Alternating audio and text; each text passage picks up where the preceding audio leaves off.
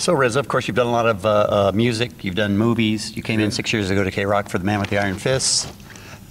You've done movie music. Done that, yeah. And you're also hosting a panel here at ComicCon on movies, music, and martial arts. Yes, I am. When did you, can I just ask a stupid question first? I'll take it. The music in the middle, is that your music outside of movies, or is it movie music and martial arts? Wow, those three M's probably for me merge into one. You know what I mean? Like, you know, it's like because they each have a very significant energy and creativity in my world. So if you look at martial arts and movies, my first love was martial art movies. And you look at my music, you see my music grabbed from martial art movies and created some musical sounds. So those three things for me are so interrelated, like three rings of a circus. When did you start loving that genre of movie?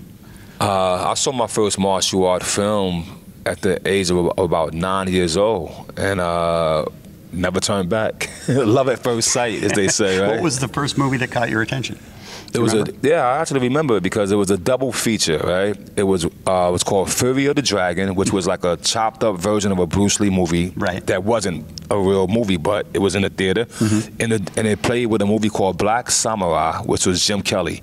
And that was my double feature. That was it. And I was like, yo, this was different than anything I've seen, you know, on the screen. I've probably only seen about 4 or 5 movies up to that date, The Swarm, Star Wars, and things like that. But when I seen this action and this kicking and all that, I just fell in love and never let go. Did you watch Into the Badlands on AMC? Yeah, I watched a few episodes of that. Of course, Daniel Wu is my buddy. Congratulations to him.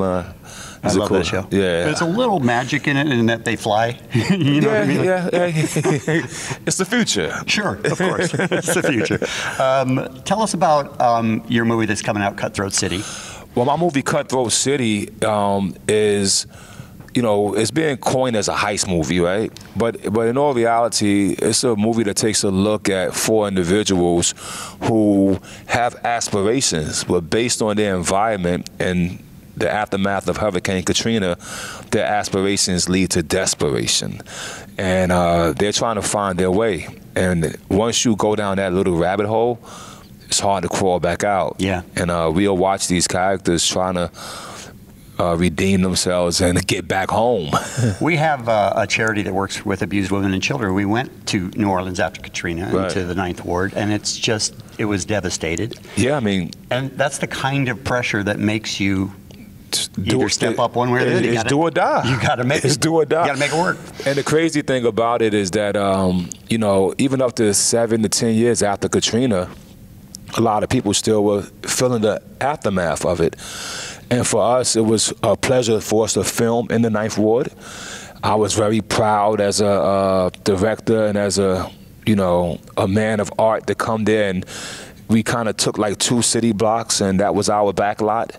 And I was happy to, you know, be able to provide a little bit of good times for the neighborhood, you know what I mean? Meaning, you know, with the economics that a film brings to your city and hiring locals. I had a few young guys that actually, you know, CTC is the logo you see on the sign when you get to the 9th Ward. It really means cross the canal.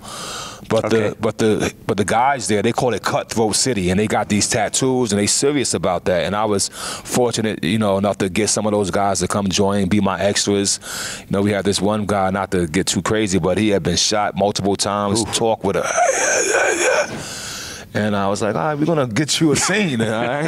That's a real deal. Come on. We're going to work you out, work it out.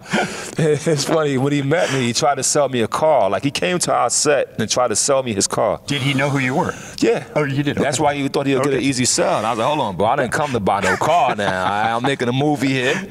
We got all the cars we need. I'll make you a counter proposal. You be in my movie. Yeah, but I love that tattoo. Once you jump on in the film. Now you're directing it. Are you also doing the music for it? The music, no. I'm actually soliciting some composers, and if I don't get the guy I want, which I can't name right now, I will get back on the boards because, you know, that's second nature for me. I was going to say, I feel like that you're going to do that either way. You're going to be involved in it probably pretty heavily. Yeah, I guess I will. So when does that come out? Cutthroat City? It's slated for 2019. I think we're aiming at February. the director's cut is done. All right. Yeah, so I got my color correction, sound design, and music score. I got some other elements to go, but I gotta say, I was very proud of Man with the Iron Fist, my first jump into this world as a director. I took a left turn, I think, with Love Beats Rhymes. I wanted to show that I'm not a pigeonhole guy. I took a female lead and made a love story, and now I want to just show that my versatility extends to telling a story about these four men, these four characters, and this one character in particular, Blink, and his family struggle to try to make it through a tough time. And I'm going to keep enhancing my horizons by telling the stories that I feel resonate with a part of me. I'm very excited to see this movie in February when it comes out. If it is February, come back into the Kevin and Bean Show. Oh, that'd be my pleasure. Yeah, we'd love to talk to you about it. Bong, bong. Thanks, you, Kevin. man. Respect.